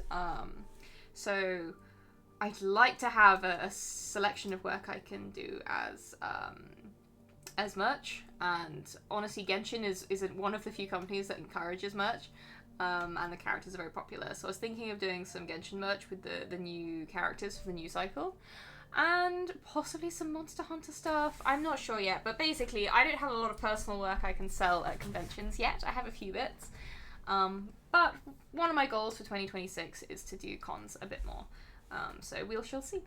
Have I dabbled with D&D 2024 much yet? So, I have... Which books do I have? I have the Player's Handbook and the Dungeons Master's Guide on my shelf. I have not run it yet. I was in the middle of running a 5e game a few months ago, where for personal reasons we had to have a hiatus. I haven't switched systems yet, or adapted it, or had time to really read through yet. I definitely mean to, soon. And to be honest, now is probably quite a good time to, but I will, eventually. All I know about D&D 2024 is that the new dragon designs are incredible, and I love them very much. I think they're absolutely awesome. Well, actually all of them. I love the gold dragon design, I love the black and the green dragon designs. I'm just a real big sucker for D&D dragons, and I think they look gorgeous. Right, since we have now finished the skin, and I'm very pleased with it, let's hit save before we lose everything. So, it is now time to do the hair. And I love painting hair. Any of you who watch this stream know it's one of my favourite things. So, let's get on with it. We're going to start with this mid-tone for the blonde hair. Because we're laying down base colours again, we're going to go ahead and turn off our opacity and get stuck in. So, we're just basically just blocking out all of this hair. We'll break it down and make it look a lot softer, a lot less like a chunk when we get into the process. But to start with, I just block out the whole area of the hair, no matter how much it makes it look like a big congruous lump. But yeah, since I'm on the topic of convention stuff, what sort of things would you guys be interested if I was to sell physical, like, prints or merchandise type stuff? What sort of thing would you guys find more interesting if I was to sell it, either at a little online store or at a convention? I'd be very curious to hear from people who actually kind of know my work, because it's really hard to decide, having not done that sort of thing before. Obviously I have a lot of artist mutuals who do conventions very regularly, but I think different things sell for different artists. Yeah, enamel pins are something that definitely seem like a crowd pleaser. The only drawback to enamel pins is the setup cost is quite steep compared to some other things. But I figure I could have like one slightly more expensive thing, whether it's enamel pins or acrylic keychains, you know, that sort of thing. I also really like patches. I recently got I got a backpack for my birthday, which is like the game tea bag of holding backpack, and I've started sewing patches to it, and I found that's really, really fun. So I've got just a bunch of paleontology patches on, because I'm a dinosaur nerd. Oh, in fact, look at this fella. This is going off on a tangent, but look at this Suchomimus model I got for my birthday. Look at him! Look at his articulated jaw! Sorry, I love dinosaurs, you guys, so much. This is Suchomimus. It's my favorite dinosaur. Anyway, that was a segue. Kiba plushies. Kiba plushies would be a great idea, because then the Swedish Valhund community would also be all over them. I bet plushies cost so much to set up, though, for production. But, you know, Kiba, if you, wherever you are, if you reach celebrity status, then maybe that is the way forward. Okay. Some of these wispy bits take a little bit longer to block in than others.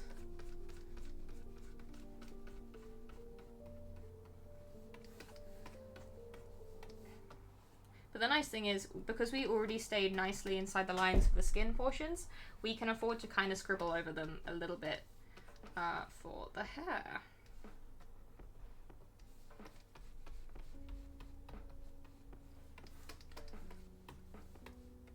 And as always, please let me know if you can hear the music and everything clearly, but it seems to be balanced okay right now. Okay, then we're just gonna fill that in. Oops, no we're not. Something went wrong there. What went wrong there? What wasn't joined up? Try again. Yay! Cool, okay, it worked that time.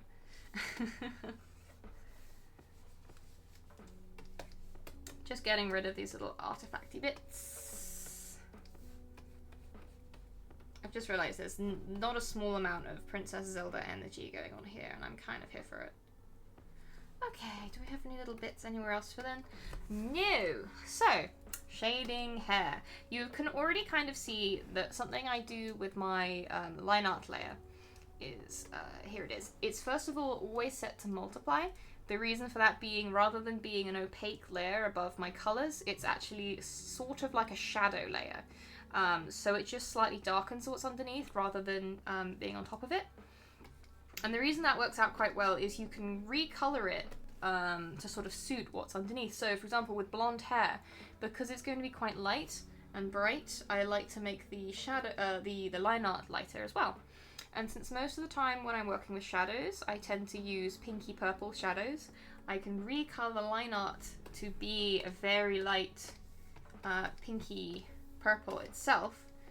And this basically just has the effect of acting like a natural shadow layer on top of what's underneath. You can kind of see as I'm recoloring this, it blends a little bit more into the rest of the piece.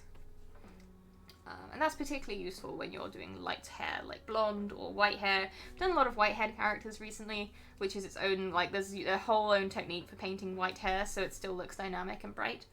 But for now, we are doing blonde hair. So, starting with this nice sort of warm mid-tone. First of all, making sure we've locked the transparent pixels.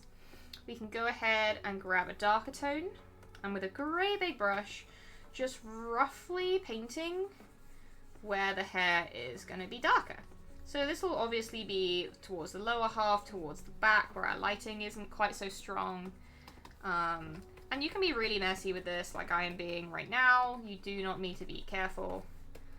Just really roughly blocking this. And I've just realized it's the opacity of our lines. Is something wrong up here? That's fine now. We fixed it. Okay, so once you've done that, the same is kind of true of doing a pass with a lighter color. This is I tend to do a little bit more sparingly, just in the areas where we really will get those brights sticking out, so you end up with something a bit like this. So once you've got this, you can lie to your viewers by actually deciding you want to do something slightly different. I actually want to put a slightly more reddish hue, or even pinkish, just in these very darkest corners. Because as I say, a lot of the shadows I use tend to be pinkish. So that means where the hair is darker, you're going to get a little bit more of a red presence. So now with that done, I'll do what I was about to do before I change my mind. I'll go to blur. I will probably stick on, yeah, I think that looks about right. We basically want a smooth gradient. So it's just nice, it's smooth, you've got our lights, you've got your darks, but for the most part, it's a gradient, right? Then what we want to do is take the darkest part of our gradient, and this is also now letting me see places where we need to just tidy up a tiny bit.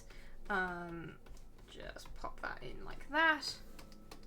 And what we want to do first of all is if there's a large area that's going to be in shadow, for example where the hair flops over itself, so you've got a bit of a 3D shape, you just want to darken that area to get that 3D sort of vibe.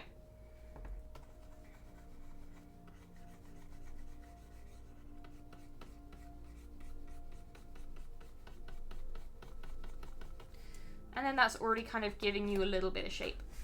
Hey, Maria David, welcome. I am doing well, thank you. I am really excited to be doing this again. It has been such a long time. And I feel bad I didn't start again sooner, but life, you know. Other areas where we're just going to get blanket, kind of darker shadows are under the jaw there, down by the ear. There we go. And that's going to be roughly where we have some basic shadows. Hey, the Bean Beaten! I am doing well, thank you. It has been a very long time, you're right. I'm doing good. I'm doing good. I am moving house soon, so that's going to be a whole lot. So I figured that's a great time to start streaming again, right? Just before you ruin your schedule. Like I ever have a constant schedule anyway. But yeah, no, I'm excited to get going again. And thank you so much, Maria. That's very, very kind. And I miss doing these as well, Christy, honestly. They were always a lot of fun. I'd like to do them regularly again. They're really just useful for us freelance artists. They help kind of keep it possible to do with that little bit of income supplement from subs and stuff. So it's just nice to do and nice to hang out with people while I paint as well. Right, speaking of which, we should do some painting. So it's time to switch to that brush I mentioned earlier, the Luan Fur Brush, and this is where it really comes into its own. We're going to start by grabbing the darkest part of that gradient that we've created. And we are going to start going in and picking out shadows and darker areas. Maria, do I only do character art? For the most part, I specialize in character art, because that's honestly what most people commission me to paint. I sort of go where the market is, to make a living, you know? But I also do creature art. I actually used to do a lot more creature art than I did characters. I used to be terrified of drawing human characters. I more or less just drew monsters. Monsters were my favorite, and I still love drawing monsters, but I more draw human characters. I also used to draw a lot of mechs back when I worked at a games company that had a mech-based game, which was quite fun. And incredibly occasionally, very occasionally, I am known to do some backgrounds.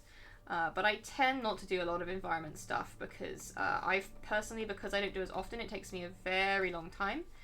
And I personally don't feel like I can charge like fairly for it, either to myself or to the client, so I tend to specialize in character stuff. Or character stuff with a little bit of background involved. Because my ref sheets tend to have some backgrounds going on. No, the DeviantArt is still locked up. Locked away, a mystery to all. No one will ever see the old days of DeviantArt. Because I have two DeviantArt accounts. I have the very, very old forbidden one, and my newer one, which is easily, probably findable. VTuber models is something I've been tempted to look into for ages, because I find them really, really freaking cool. And I actually, fun fact about me, I did my degree in animation, which involved things like rigging and building models, but I was never really specialized in rigging. So I am like, VTuber rigging looks really cool and complicated, and I'd love to learn how to do it, but I don't have enough time in the day to learn a new skill. At the moment, I say that whilst I'm learning like a dozen new crafts at any one point. But, you know. Also, what I use a VTuber for, I guess I would just have it instead of my face in the camera, which could be cool, but maybe that's a fun one day sort of thing to consider.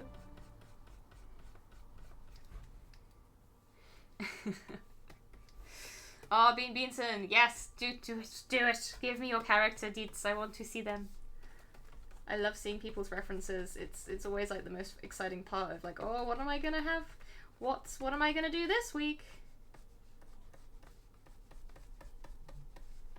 But yeah, as you can see with this brush, I'm really just following the natural shapes of the hair, handling it in clumps rather than individual strands.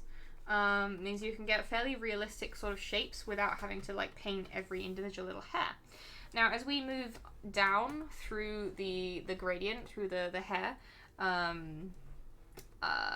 we need to grab a darker color to shade with. So what we're going to do is we're going to move towards the red part of the spectrum. We are going to grab a slightly darker, reddier brown, and just continue with that. Maria, I'm afraid I do not at the moment. I tend to do my commission runs, like, usually they're in winter actually, is when I do populate new lists. So the rest of the year, I am fairly quiet on the kind of picking up new clients front. That being said, I don't know how close I am through my list now. I think I'm actually more than halfway through. I think I'm like nearly 2/3 of the way through my current comm list, so that's exciting. Oh, I'm sure I won't hate him. You're very welcome to tell us all about him if you like, while we're here. I love hearing about people's characters on stream, so tell me all about them. If you want to, of course, there's no pressure. Yay, Ellerin, that'd be awesome. I'd love to work on a character for you sometime. Ugh, but yeah, it's a weird time of year to do it, but it always seems to just line up with when I finish all of my current work. Always seems to be Christmas lately. But it might be slightly before Christmas this time. I'm not sure. It really depends on how and when the house move goes. I'm envisaging the house move is going to happen around November, and then I'll probably take a bit of time off to decorate everything because the house that we're going for needs a lot of TLC. So yeah, I'll probably take some time off to do the painting of the wall kind rather than the digital kind.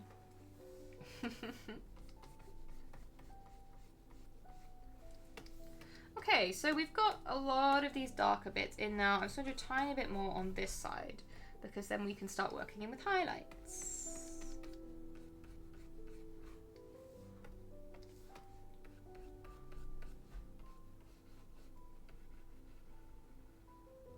What thought things do I love to paint if I wasn't going where the money was?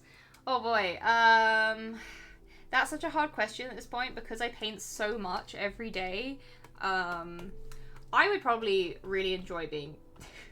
I would enjoy just doing silly stuff like Genshin fan art, honestly, or like whatever my current hyperfixation is at the time is what I want to be painting. So for example, recently I just wanted to paint a new character of mine who I developed for a TTRPG I was playing. If you follow my socials, you might have seen him. He's called Antoine. He's a cyborg. He's a bit messed up, but sometimes you just need to paint a messy friend. So yeah, and now obviously the Genshin trailer has just been dropped, so I'm like, I want to paint all the new characters. I want to do Durin fan art because I love Durin. So it changes. Like, it changes like my whims. Right, I'm just gonna pop in a little shadow for the lock of hair that's flopping over her face.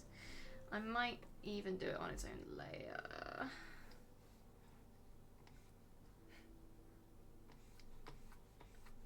So just a little bit of shadow from that, and then chasing it back. Yeah, I'm quite pleased with that. And then I might just grab a slightly darker tone. Hey, Gift of Gabby, I'm doing well. Yes. It feels kind of weird to be streaming again, but in a very good way. Right, yeah, I'm happy with that. Let's merge that down. Right, so we are on the next stage of the hair, which is, I think, we can just bring some of these dark bits even darker. Bring back my brush that I was using. Just want to bring some of it down the side like this. Just bring some extra little dark tones higher up, like so.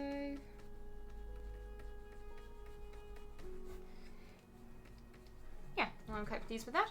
And then what we can do is a little bit of sideways. Dwarven Wizard. Oh, that already sounds fun. Messy fashion, yes. Soul dragged through the maelstrom. Yes, that all sounds amazing. I can already tell I highly approve. put a little bit of side light over here, which is why I'm playing with weird looking green shades.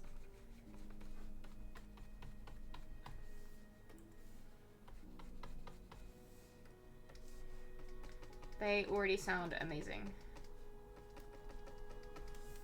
I don't get commissioned many dwarves at all. The only other one I've had recently is this fella, who's my other kind of current ongoing project. And he's been a lot of fun. Yeah, I don't get as many. I think my favorite kind of character to be commissioned is usually wizards and sorcerers because they have the most silly ostentatious robes. And if there's something that's really fun to paint, it's silly ostentatious robes. A single horn, a dragon eye, colourful scales, 2 wings. Oh my god. That sounds like complete chaos, and I'd be down. I'd be down to tackle that fella. That sounds fun. Speaking of fun, let's put in some highlights. So, grabbing a lighter shade of blonde, working in some highlights. Basically what it says on the tin.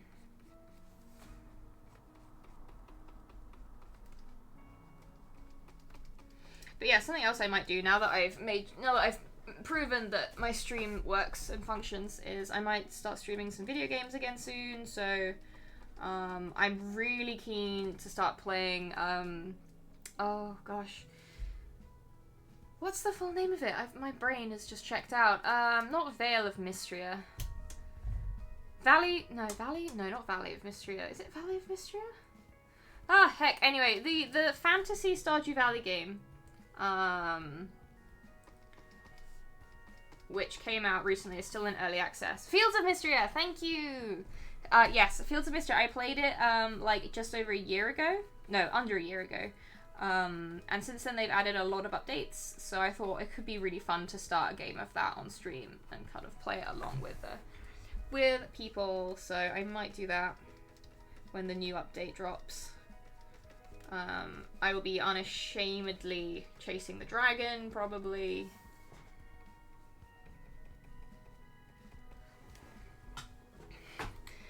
Yeah, I love a character that gets all kind of mixed up and mutated. That sounds like a ton of fun. My own character in the VTM LARP I do has got very much mixed up and turned around by all of his stuff, so I appreciate chaos like that. Okay, yeah, that blonde is looking nice and shiny. Let's bring a little bit more highlights down here.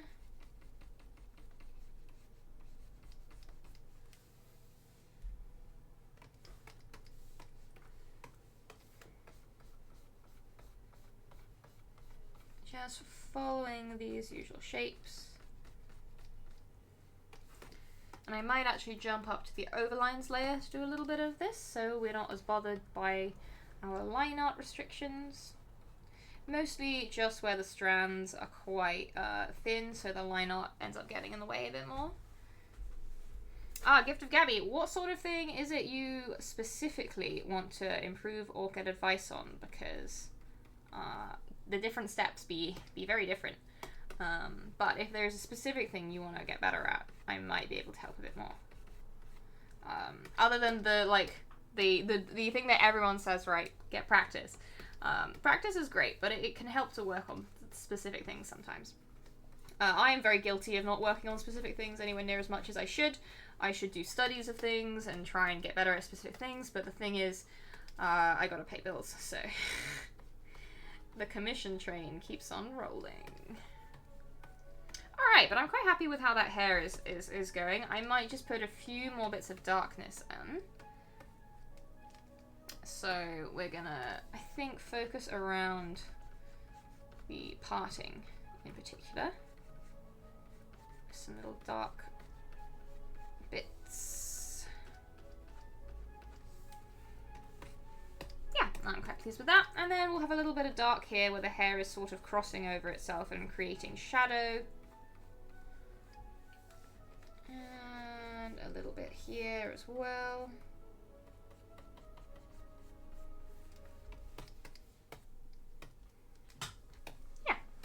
I I'm quite happy with that. In fact, I think we're almost ready to get rid of the palette layer if it wasn't for the fact that I had painted some of the ear onto it, so I will have to deal with that.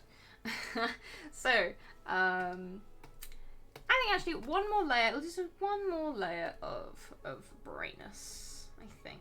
Little highlight. Right at the crown of the head.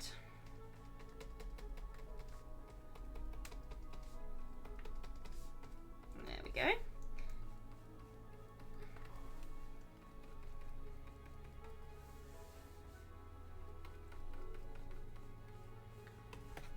Lovely. Yeah, I'm quite happy with that. So, what I'm going to do next is, you can see where we've brought in the greens over here to have a little bit of a side light that matches our background. I'm actually going to do the same on this side. It's going to take me a hot second to find the right shade. Just by layering it on top and then eyedropping, I think that's how we'll do it. So, switching to a slightly smaller brush, we'll just pop on these kind of side lights, is what I'm going to call them.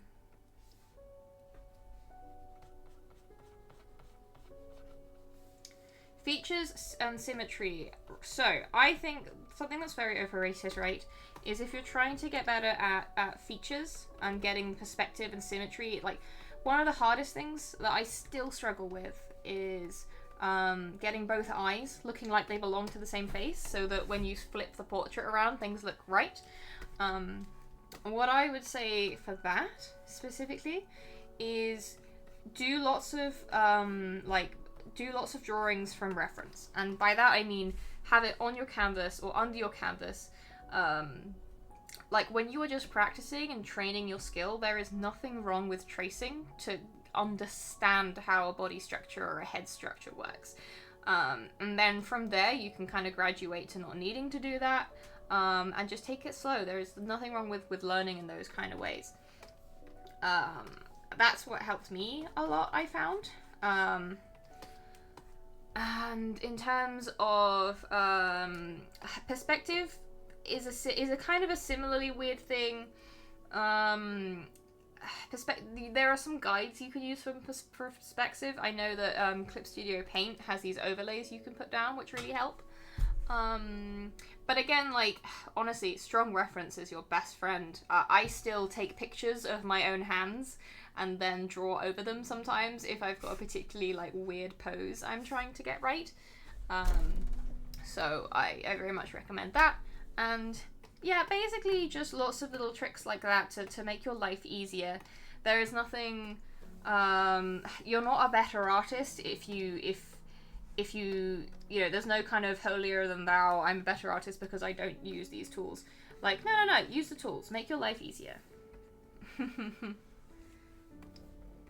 a little bit more shadow up here, in the hairline. That's better. I didn't want her forehead was looking a little bit too large beforehand. I'm gonna do the same up here as well. And I'm gonna save because I don't want to lose everything. And I'm gonna just clean because, whoop, select inverse. I'm gonna get rid of that palette. And then we are going to actually merge the palette and the overlines layer because we don't need two overlines layers. But yeah, the next thing to do is put in a few stray wisps of hair, I think. Usually I do this with the darkest color in the hair gradient that I have, just to add a few kind of nice fluid, organic, loose parts to make the hair look a little bit more alive. Like so.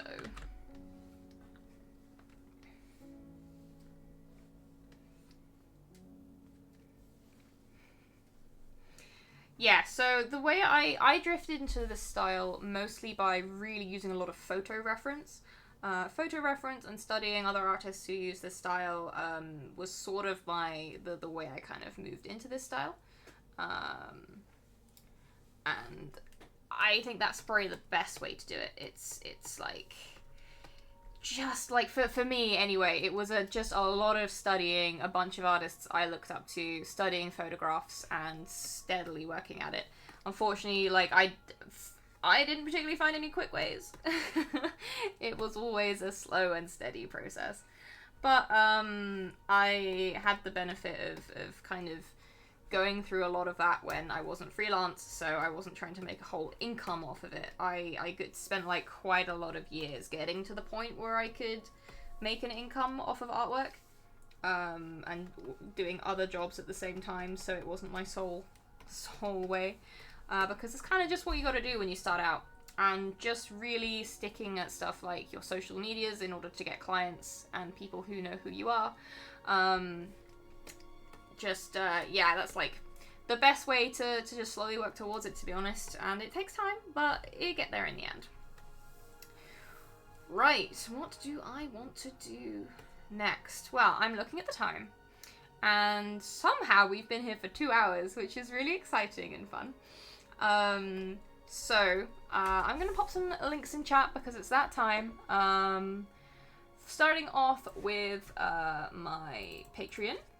If you enjoy my work and you want to kind of support what I do, the best way to do that is to join my Patreon. I have various different tiers, starting from like $1. Basically, you can get access to a lot of work I don't post anywhere else, as well as works in progress. I've got a couple of step-by-step tutorials on there as well.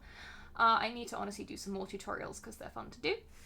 Next up, if you want to just follow my work as I do it, I have an X or Twitter, Twitter, the name everyone remembers. And I also have a Blue Sky now because Twitter sucks a lot of the time. So do give me a follow on those if you fancy it and want to keep up with my work. And I do, we'll find ArtStation as well. Where's ArtStation gone? ArtStation's still around. Somewhere. I don't use my ArtStation as much as I used to.